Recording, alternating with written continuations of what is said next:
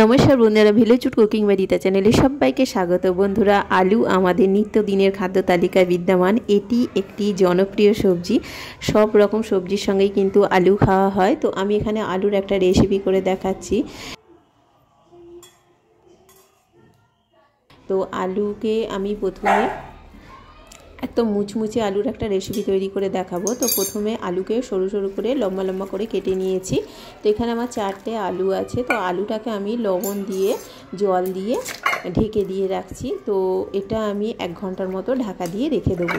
আলুটা একটু নরম হয়ে যাবে, এই নুন জলের মধ্যে নরম হয়ে যাবে। তারপরে ভালো করে ছেঁকে হাত দিয়ে চেপে চেপে জলটাকে বের করে দেবো। একদম ড্রাই করে নেবো আলুটাকে। যতটা আলুটা মানে ড্রাই হয় একদম শুকনো খটখটে শুকনো করে নিতে হবে। তো জল থেকে তুলে নেওয়া হয়েছে হাত দিয়ে চেপে চেপে।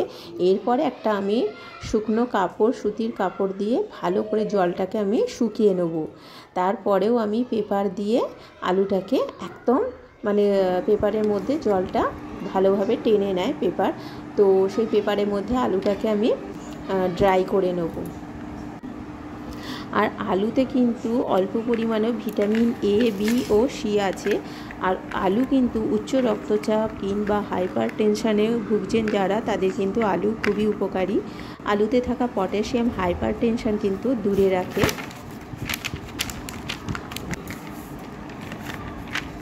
আলু না থাকলে কিন্তু কোনো সবজি কিন্তু মানার নয়।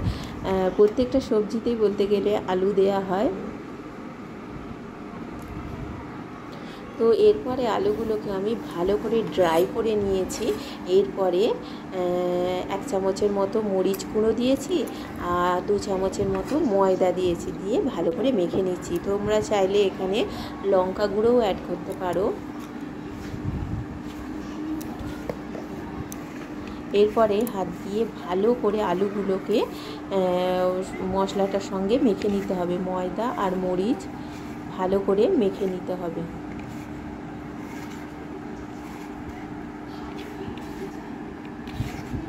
এরপরে আমি কড়াইয়ে সাদা তেল গরম করেছি, মানে খুব হিট করে নিতে হবে তেলটাকে। তো এখানে একটা আলু দিয়ে দেখছি তেলটা হয়ে গেছে। এরপরে আমি আলুগুলোকে ছেড়ে দেবো।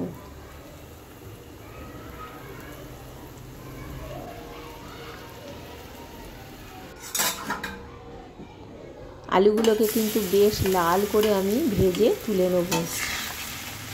একদম মুচমুচে হবে, আওয়াজ হবে, ক্রিস্পি হবে। আলু ভাজা করলে যে নেতিয়ে যায় সেইটা থাকবে না, একদম সোজা হয়ে আলু দাঁড়িয়ে থাকবে, একদম খাস্তা হবে। এইরকমভাবে যদি বানিয়ে খাও খুবই ভালো লাগবে।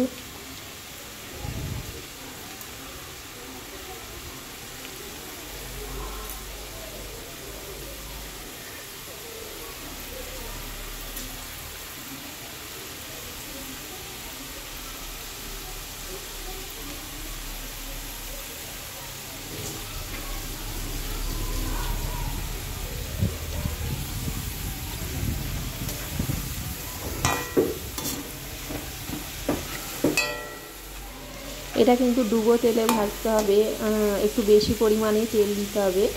ছাঁকা তেলে এটাকে ভাজতে হবে, তাহলেই কিন্তু ক্রিস্পি হবে।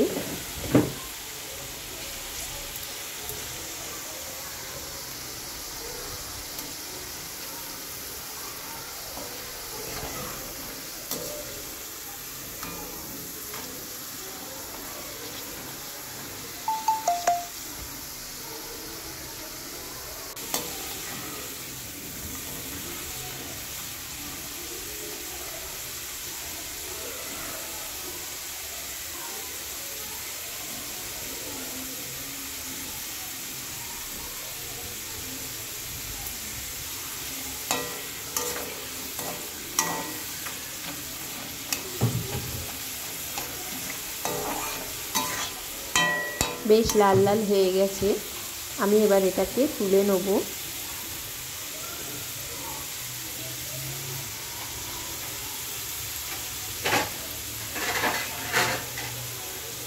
এই আলু কিন্তু কেটে মানে আলাদাভাবে সেদ্ধ করার কোনো দরকার নেই।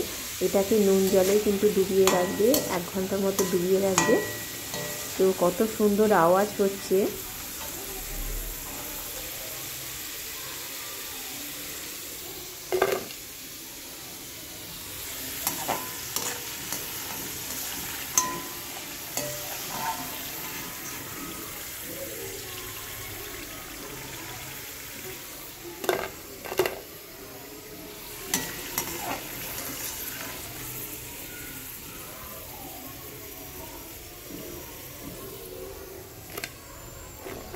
তো খুব অল্প অল্প দিয়েই কিন্তু ভেজে নিতে হবে, একবারে বেশি পরিমাণে দিয়ে ভাজলে খুব একটা ভালো হবে না। অল্প অল্প দিয়ে ভেজে তুলে নেব লাল লাল করে একদম।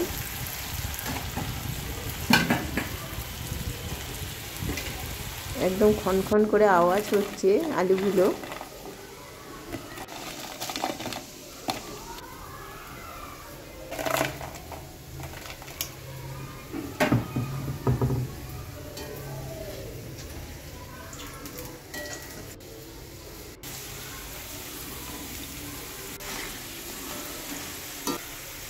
তো আলুগুলো সব হয়ে গেছে, দেখো কীরকম মানে আলুগুলো একদম সোজা হয়ে দাঁড়িয়ে আছে, নেতিয়ে পড়বে না।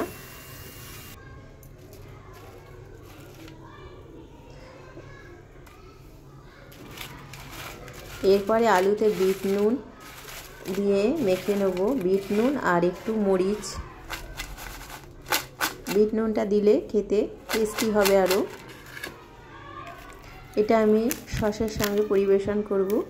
তো টমেটো সস আছে আর আছে চিলি সস, তো 2 রকম সস দিয়ে আমি এটা খাবো।